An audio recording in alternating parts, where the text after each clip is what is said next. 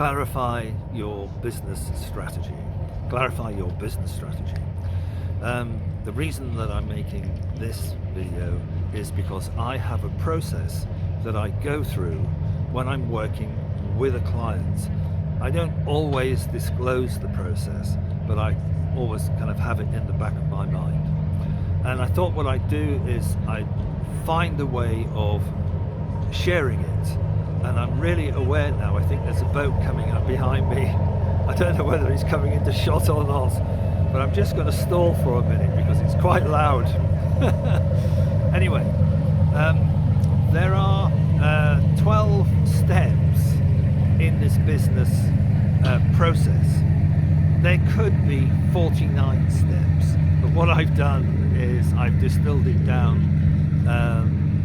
to 12 that I know work and that enable me or allow me to make a risk assessment. And this is part of something called the Zetetic Strategy Board, which is a dashboard, if you like, with a set of traffic lights that allows you to assess the risk at each of the 12 steps and see whether it looks attractive. Now, for the sake of simplicity, I've divided the work up into 3 sections, and I'm calling it 3-6-3. 3-6-3. I'm going to go through the first 3 points, then I'm going to go through the second batch of 6 points, and then I'm going to return to 3 new points towards the end. And then I'm going to make a suggestion about where you might be in the process. Okay, so the first 3 points, and there isn't any getting away from this, are personal. They're around these questions of purpose, values, and vision. And I know that a lot of business people will say, well, this is not personal, but unfortunately it is, because that is the lens that you look through. So it's very important to establish purpose, values, and vision from a personal standpoint at the beginning, because everything that comes after that is going to be colored through the eyes of your view of your purpose, your values, and your vision. And if you are a collective, that is, if there's more than one of you involved, the group will be, group opinion will be colored by their views of their purpose, their values, and their vision. So it's very important to have them out on the table in the beginning so that you don't have to return to them later on after some heated argument about things that you don't quite understand, and you don't understand why it's so heated. I think probably worth saying at this point, and another reason for breaking these ideas out in detail is to allow the merit of a strategy to evolve, so that the arguments can be robust if and when the politics threaten to take over. Because whenever you get to an uncomfortable point, the politics take over. And what we want to do is to create the conditions where we can add value to the business.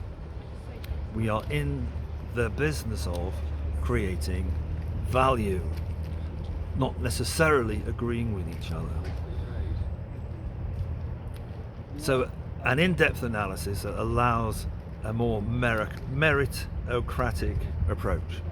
So the first 3 things that you need to decide on are purpose, values, and vision, and there are other videos on this channel that go into those ideas in more detail. Now the second batch of 6 points is about analysis. How much analysis, maybe I'll come to at the end.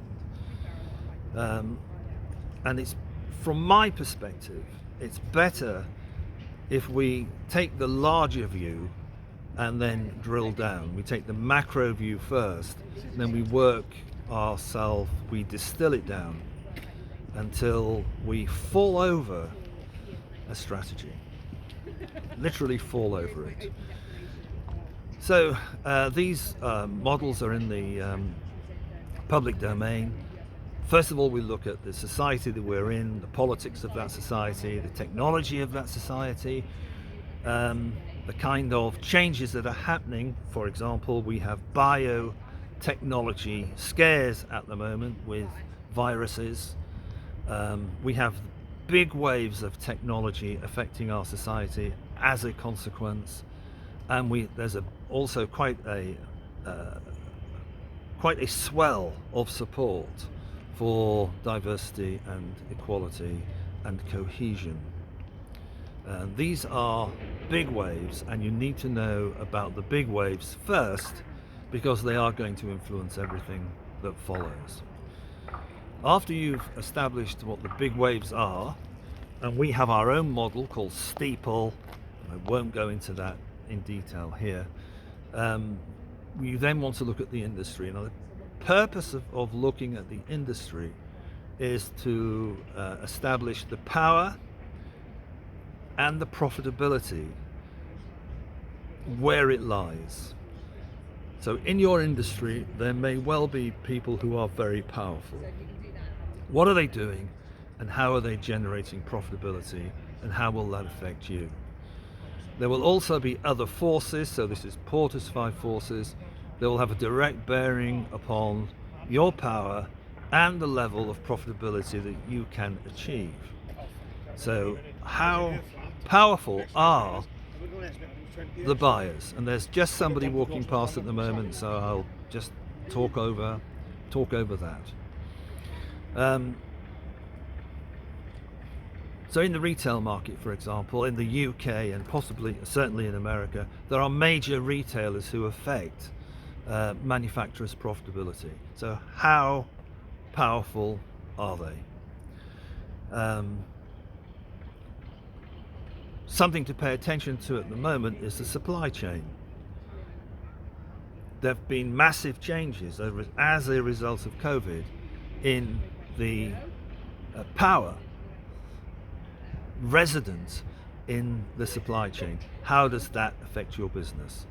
And then there are new entrants, and there are substitutes that play on how stable and how profitable your enterprise can be. And if you can do a thorough analysis here, you begin to have an emerging clarity about the key success factors for your industry going forward. So when you look at your market, when you do your market analysis and you start looking for something that is unique about your proposition, you certainly want to be taking account of the power and the profitability structures within your industry and the big waves that are affecting society. So the third level down in the second batch is the market, and you're looking to deliver something that will take you forward. After you've looked at the market, then you want to be looking at the capability of the organization. Have you got the capabilities to deliver that possible unique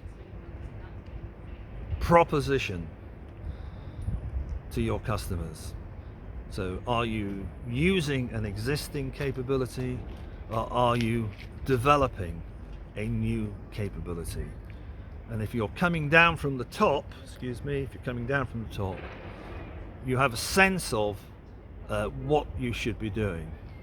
Now, quite often when people develop strategy, I've been to many meetings of this nature, they start with this level of organization and they look at something called SWOT, strengths, weaknesses, opportunities and threats. And to be honest, that's useless without a perspective of what's happening in society, without a perspective of what's happening in your industry. without a perspective of what's happening in the market and your proposition, it's absolutely useless. It might be good for team building, but it's no good for anything else. So forgive me for being so direct or blunt about that, but it's just a waste of time to save your money. Okay, so after you've looked at the organization and its capability, you can look at whether you can trade at a profit, so this is your profit and loss, and if there's any investment that is needed, any capital investment that's needed, you can work out the rate of return. You can work out whether it's going to be profitable, when you're going to get your money back, whether it's a good venture. And you can assess, so you can assess the operational risk and you can assess the capital risk. If you go through those 6 analytical stages in some detail, then your objectives and your strategy begin to fall out. Now, this is not a linear process, okay? It sort of goes round in a circle all the time, but because there is so much information, we need a framework so that we can challenge ideas at the right level of logic. So that when there's more than one person in the room and they raise a query, we know which of the 9 steps that we've discussed so far they're referring to. Okay, so this is 363 and we're on the final 3. Now this is creative. This is a very creative place to be. Having done all of that work, we're going to set objectives. Setting objectives is a very creative task, particularly if you know the risks that you're running and the reasons why you're running those risks and the amount of money it takes to run those risks. So setting objectives is a very creative task, and it's anchored to your purpose, your values, your vision, and the analysis that you've done. When you have these objectives, you can decide on a strategy. How are we going to achieve them? How are we going to achieve those objectives given the analysis that we've just done?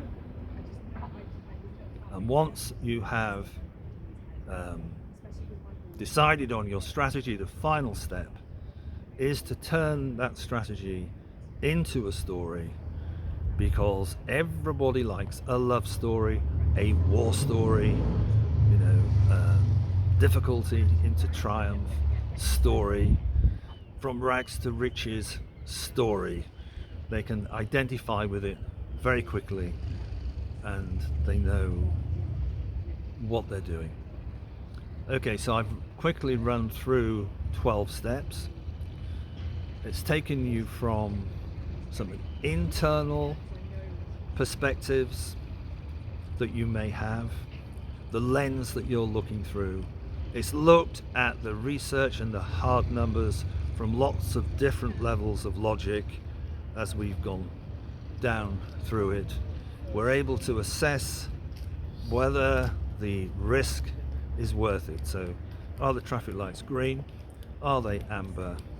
Or are they red? And whereabouts on that map is that activity taking place? Okay, so now if you have, these are my sort of final comments, and I'm going to sort of try and give you an idea of what's involved. If you have all of this information available at hand, then we can take that 3-6-3 structure and do it in 3 minutes. It's less than a day. You can make an assessment of the risk involved and or formulate a new strategy in 3 minutes if you have the information available. If you don't have the information available, it's going to take you 3 days. 3 days, because there's a lot of work involved in building a stable strategy in normal circumstances going forward that allows you to build value. And there's a lot of work involved in tackling all the questions so you have the majority of the answers when you're challenged, and you know at which level of logic the challenge is coming from.